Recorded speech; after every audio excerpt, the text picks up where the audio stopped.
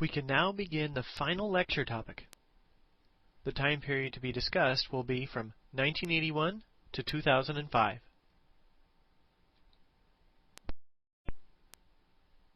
This lecture will investigate the highlights of several recent presidential administrations. These include Presidents Ronald Reagan, George H.W. Bush, Bill Clinton, and George W. Bush.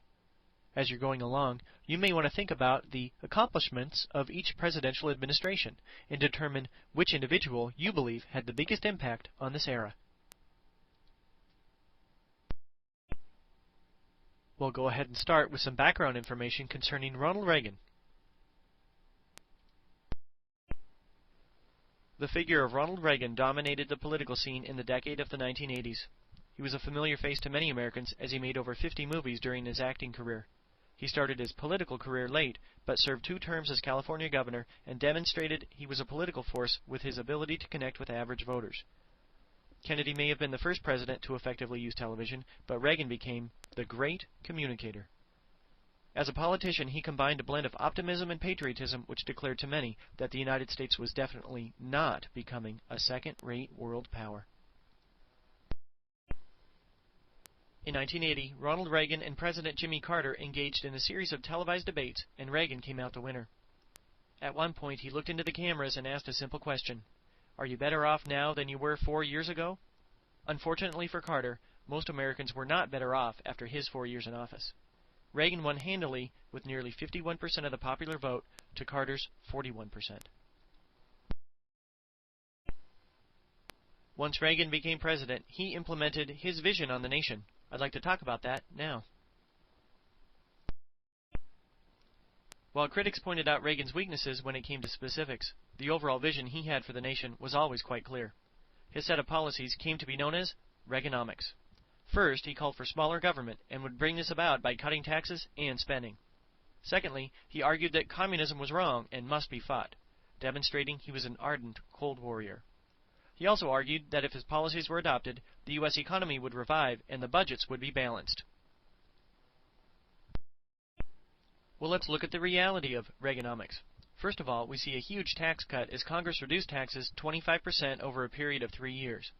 Over $40 billion in domestic spending was also cut for programs involving school lunches, student loans, mass transit systems, and other areas. He also labeled the Soviet Union the evil empire, and defense spending nearly doubled by 1985. After a recession, the overall economy grew dramatically by 1983. Nixon and Carter had tried to curb inflation in the 1970s, but Reaganomics brought it under control. However, the budgets weren't balanced, as the deficit skyrocketed, while poverty increased in urban areas. Reagan surprised many of his critics with the vision he developed during his second term dealing with foreign policy. Seemingly against all odds, Reagan forged a close and cordial relationship with the leader of the Soviet Union, Mikhail Gorbachev. The 2 men met on several occasions, which led to an easing of tension in the Cold War. Probably the most important result of these meetings was the INF Treaty. The Intermediate Nuclear Forces Treaty between the United States and Soviet Union was signed in 1988 and was a tangible demonstration of an additional thaw in the Cold War. It involved about 2,500 American and Soviet nuclear missiles which were removed from Europe. The weapons were then destroyed. Reagan had come a long way from his characterization of the Soviet Union as the evil empire.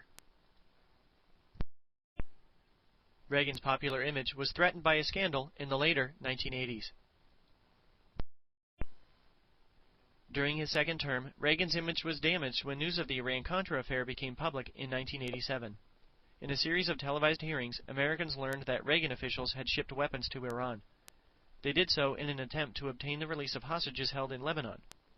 For a president who vowed not to negotiate with terrorists, this was a damaging blow.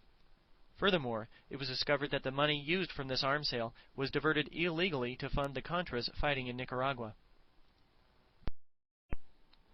The subsequent investigation criticized Reagan's management style. However, more blame was placed on Reagan's aides than on the president himself. Reagan continued to remain popular among the American people, prompting critics to label him the Teflon president, as criticism just didn't stick.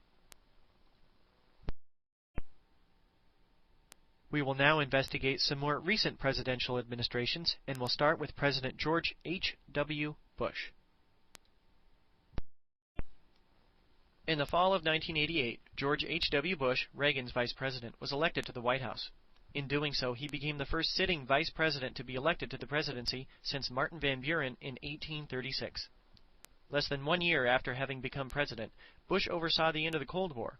Probably the most important symbolic event signaling the end of the Cold War came in the fall of 1989.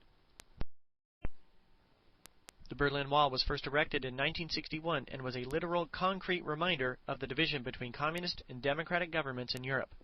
In November of 1989, citizens, like the man shown here, began to tear it down. By the end of the following year, the demolition was complete. Russian control over their satellite nations in Eastern Europe also faded as the Soviet economy faced crisis. By the time Gorbachev resigned in late 1991, most of the Soviet republics had already declared their independence. This impacted the U.S. military. Secretary of Defense Dick Cheney proposed a 25% decrease in U.S. military forces. The confrontation which had dominated American foreign policy and society in the years following World War II had finally come to an end, with the United States victorious. In August of 1990, President Bush faced an unexpected crisis in the Middle East when Iraq, led by Saddam Hussein, invaded the neighboring nation of Kuwait. Bush sought to remove Iraq from Kuwait and worked slowly within the United Nations to develop a coalition of countries to help. After trying economic sanctions, Bush asked for the authority to use force. In a very close vote, Congress granted Bush this power in January of 1991. The United States began with heavy bombing raids in mid-January. By late February, 200,000 ground forces were deployed in what came to be known as Operation Desert Storm. The Iraqi resistance was crushed, and Bush declared a ceasefire soon thereafter. The image on the left shows American soldiers in Iraq.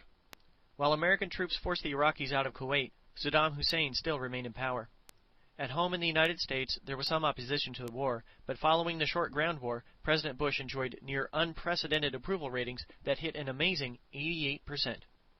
It appeared as if he would be unbeatable as he stood for re-election in 1992. Next, we'll discuss the presidential election of 1992 and Bill Clinton's years in office. Bush may have appeared unbeatable following the Iraq War, but the U.S. economy was in recession later in the year. Economic troubles plagued his administration thereafter. The Democrats chose Bill Clinton, another Southern governor, to run in 1992. He blamed Bush for the economic woes and problems facing the middle class. We also see the emergence of a third-party candidate, Texas billionaire Ross Perot. On the right, we see all three candidates in one of their televised debates. In the end, Clinton won with 43% of the popular vote. However, it's important to note that Ross Perot won 19% of the popular vote, which is more than any third-party candidate had won since the 19-teens.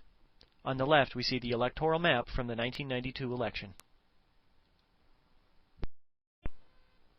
Clinton's presidency got off to a rocky start. A controversy erupted when he attempted to fulfill the campaign pledge allowing for homosexuals in the military. The ensuing compromise of "don't ask, don't tell" allowed him to save face, but he lost a great deal of political capital. Clinton also appointed his wife, Hillary, to head a task force investigating health care reform. When their report, which called for universal coverage, was published, it went nowhere as several interest groups strongly opposed the plan. One area where Clinton did see a measure of success in the long run was with the economy and the federal budget. The first budget he submitted to Congress was directed toward lowering the deficit in the near future. In later years, he fought over the budget with a Republican-controlled Congress and leaders like the House Speaker, Newt Gingrich. On more than one occasion, the government was shut down, but Clinton emerged from the budget wars as the victor. Later in the decade, Clinton would take credit for not only balanced budgets, but budget surpluses. On the left, we see the celebration surrounding Clinton's balanced budget bill from 1997.